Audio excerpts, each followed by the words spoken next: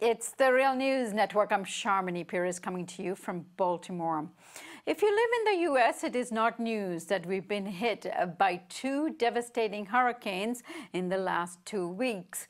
First, Hurricane Harvey brought extreme flooding into Texas last week, and this was then followed by Hurricane Irma that hit Florida and many adjacent states. While these devastations have been extremely well covered hour after hour on corporate news networks, you will hardly find the words climate change among the coverage.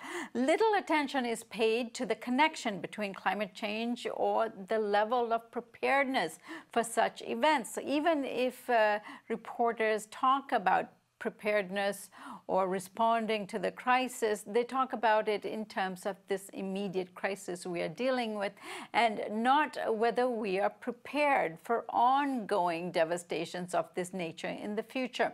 The kind of extreme weather events we are seeing today have been predicted by scientists that do climate change modeling, and over the last several decades they have presented bigger and bigger data sets that suggest that the frequency of these events is to be expected. So then, how are we dealing with these weather events from a climate change and a national security point of view?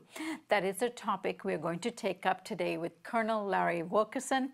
Colonel Wilkerson is the former Chief of Staff to the U.S. Secretary of State, Colin Powell. He's now a distinguished professor at the College of William and Mary in Virginia and a regular contributor here on The Real News. Thanks for joining us again, Larry.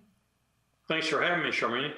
So, Larry, I would like to start off with a part of a statement that President Donald Trump made on Sunday. Let's listen.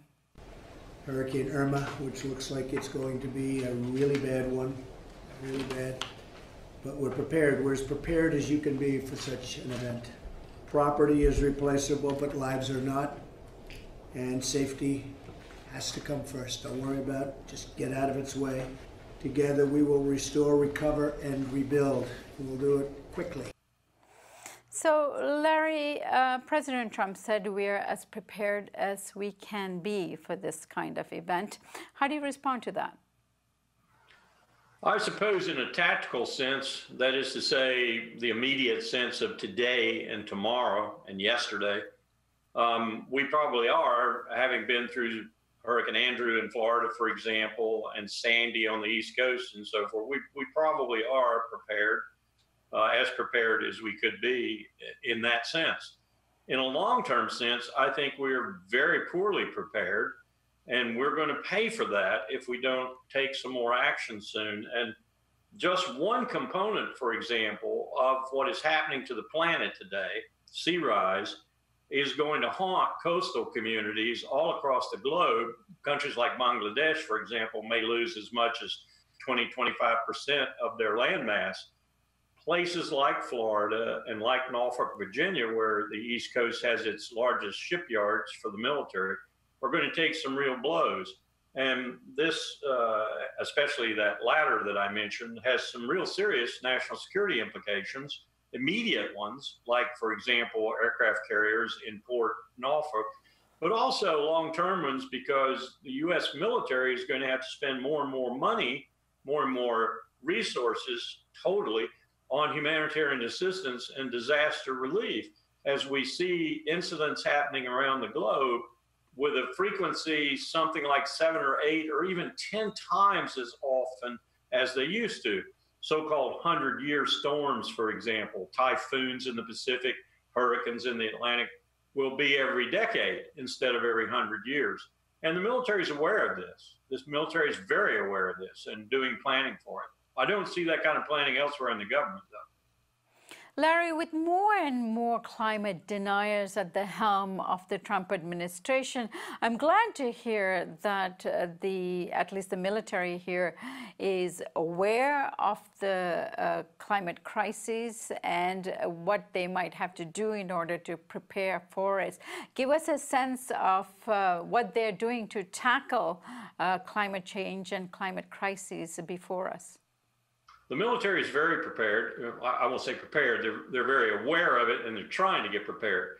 If there's an impediment to that, it is the U.S. Congress and essentially their recalcitrance and even stupidity in regards to recognizing climate change and recognizing more than just amelioration, which is, of course, like in Norfolk, you would build a very expensive seawall to try and keep the water out for another decade or two or whatever. And the Congress will support that up to a point, but they're not supportive of anything that recognizes that mankind is contributing to climate change and to this sea rise phenomenon and other things associated with it.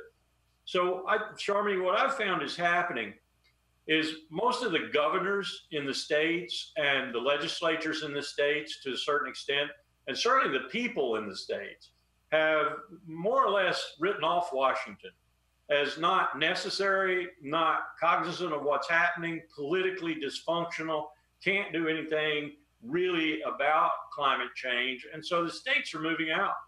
They're moving out rapidly, swiftly. They're adopting solar, they're adopting wind power, they're moving away from fossil fuels. I was just briefed in one working group that the United States has no plans, no state has any plans to build another coal-fired electrical plant, a power plant.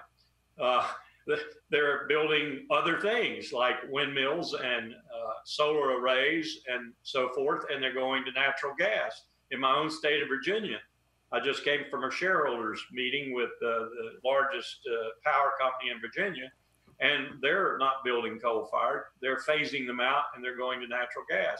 That's an interim fuel that will lead to whatever renewable fuel we use later. But it is a move. And so what's happening in the country is states like Iowa, that's 55% off the grid now, so to speak, mostly due to wind and solar power, are taking action. And they just they haven't given up on Washington, but they've seen Washington as incapable of governing itself, let alone the country, and let alone meeting the challenge of climate change. Now, President Trump has also been engaged in evoking and revoking various measures that's been put in place by previous administrations to protect the environment. What is the synergy between what the administration is doing and, say, the military, who just actually got an increase in their budget and could, spend more of that money in investing in getting better prepared for these kinds of events in the future? Well, the military knows it'll outsurvive Trump and it'll outsurvive his administration. The military will outsurvive anybody's administration, as will the bureaucracy, period. Call it deep state, call it what you like. It is what runs this country, in essence, over the long haul. So the group I belong to, the Climate Security Working Group, for example, has a number of members of that group who are either retired military or liaison from Homeland Security Department or the military, DOD, right now. And we're looking at these problems. We're devising solutions to these problems. We're devising policy recommendations for the White House, the Congress, and elsewhere. And we'll keep working on it. The military will keep working on it. The military knows that down the road, it is going to have a massive security problem, as is the country, as are all of the northern powers, who are going to see a period, probably the computer models show us a period of 75 to 100 years even, where they'll have higher yields, more water, too much water, as a matter of fact, flooding like you had in Houston, like they're having in Florida. But they're going to have a period where they can have longer growing seasons, higher yields, more water, and so forth, if they can manage that water. And so they're going to be growing more food, more abundantly, and so forth. The South, on the other hand, that is to say those countries south of the equator, are going to be confronting desertification, lack of potable water, lack of arable land, and so forth. And the military knows it's going to have to deal with the conflicts that are inevitably going to arise from these problems. One of the reasons for the current Syrian conflict, which thank God looks like it might be winding down now, was 200,000 Syrian farmers who for a couple of years in a row didn't have any water to grow their crops. Other countries like Saudi Arabia saw the protests developing, saw the turmoil developing, and decided to arm some people, send them in and take advantage and try to overthrow Bashar al-Assad. But you're going to see that all across the globe if we don't do some ameliorative actions with regard to human impact on climate change. And the most Of course, dramatic one is to reduce the parts per million of carbon dioxide that we're putting into the atmosphere. And you do that most dramatically by cutting back on the burning of fossil fuels. Methane is becoming an issue, but right now, the biggest thing we could do is cut back on the burning of fossil fuels. One of the things we did in Texas was we put forward to the Texas legislature the idea of a revenue neutral carbon tax to use the market to incentivize people to get off fossil fuels and to quit putting CO2 into the atmosphere.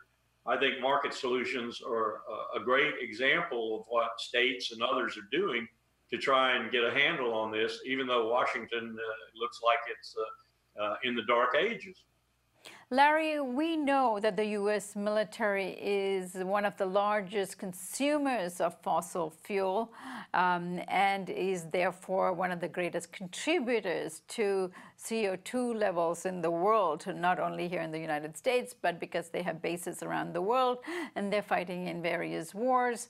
Like in Syria, they are one of the greatest contributors. How aware is the military of this? And we also know that U.S. military missions were negotiated out of the Kyoto Protocol, but I understand it's back in the Paris Protocol, but now the Trump administration is bowing out of that. So where does this all leave the military? Absolutely aware. And I will be very honest with you and candid and tell you that it's more an awareness of physical need than it is, I shouldn't probably say this, but it is as much an awareness of physical need and physical stress as it is climate change and its deleterious effects for the globe. And what I mean by that is we, DOD, is the biggest consumer of petroleum products in the world. And that's very, very costly. Nowhere did we discover that in spades better than in Afghanistan, because there we have had to truck and fly almost everything. So we are using all manner, DOD is using all manner of ways now to cut down on that fuel consumption in order to save money. And they realize in the future that for both reasons, the concept of climate change and human contribution there too, and the physical reason, they have to cut back on the burning of fossil fuels. And let me just give you one example. At one time, the Air Force was experimenting with their, I think it was the F-15 fleet, if I'm not mistaken, using about 10 to 15% biofuel rather than fossil fuel. And the Congress found out about it and actually prohibited them from doing it. This is absurd. And the reason was supposedly because it testified that DOD believed humans were contributing to climate change. This is totally absurd. I'm not saying that biofuels in F-15s or F-16s is the answer, but what I'm saying is we need to try a whole lot of alternative courses of action.